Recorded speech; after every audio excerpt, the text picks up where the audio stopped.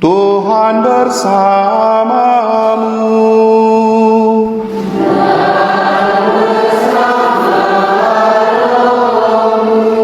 Marilah mengarahkan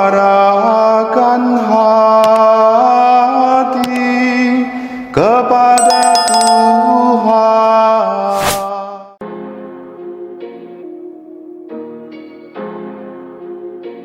Halo, hai, sahabat katekese santai semuanya. Tahukah kamu, seorang paus ternyata bisa mengundurkan diri dari jabatannya? Loh, bukannya paus itu menjabat seumur hidup ya?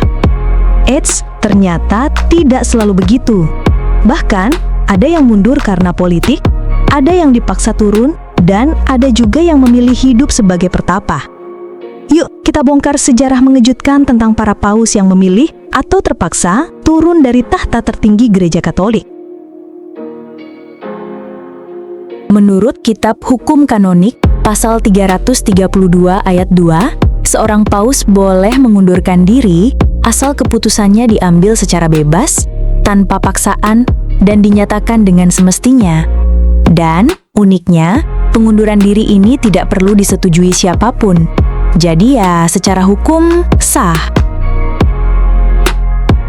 Kita mundur ke abad ketiga, ke zaman Paus Santo Pontianus. Ia dipilih menjadi paus tahun 230. Tapi karena dianiaya oleh Kekaisaran Romawi, ia diasingkan ke tambang garam di Sardinia. Di sana, ia sadar dirinya sudah tak mampu menggembalakan umat. Maka, ia memilih mundur secara sukarela dan wafat sebagai martir.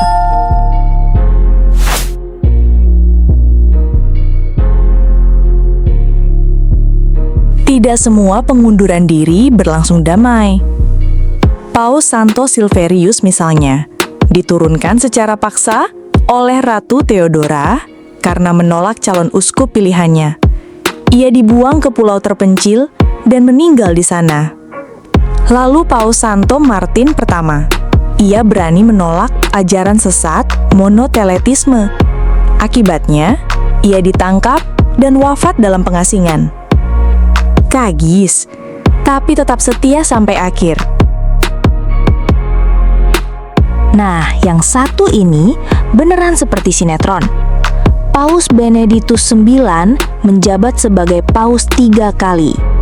Pertama kali naik karena ayahnya menyuap klerus. Lalu karena korup dan tak bermoral, dia diusir rakyat. Tapi, dia balik lagi. Bahkan, sempat menjual jabatan paus demi uang dan wanita. Ketika janji itu tidak ditepati, dia balik lagi nuntut tahtanya. Akhirnya, Kaisar Henry III turun tangan dan menggulingkan 3 paus sekaligus dalam Konsili Sutri.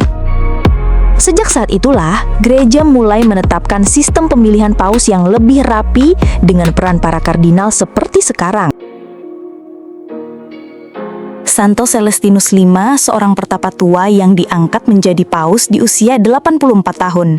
Tapi karena tekanan politik dan kesehatan, ia mundur dan kembali ke biara. Sayangnya, penggantinya malah memenjarakannya agar tak bisa kembali ke tahta. Kadang niat baik pun berujung tragis. Di abad ke-15, gereja pernah mengalami krisis besar. 3 orang mengklaim sebagai paus. Untuk menyelamatkan gereja dari kehancuran, Paus Gregorius XII secara sukarela mundur pada 1415. Sebuah tindakan yang bijak demi kesatuan gereja. Kadang, mundur itu bukan tanda kelemahan, tapi bentuk kebesaran hati. Dari semua kisah ini, kita belajar bahwa pengunduran diri paus bisa sah, kadang perlu demi kebaikan gereja, dan sejarah gereja memang tak selalu mulus, tapi selalu penuh harapan. Sekarang, kita bersyukur karena para paus zaman ini adalah sosok-sosok yang bijaksana, saleh, dan rendah hati. Nah, menurut kamu gimana? Apakah seorang paus harus menjabat seumur hidup? Atau boleh mundur kalau merasa tak sanggup? Tulis pendapatmu di kolom komentar ya.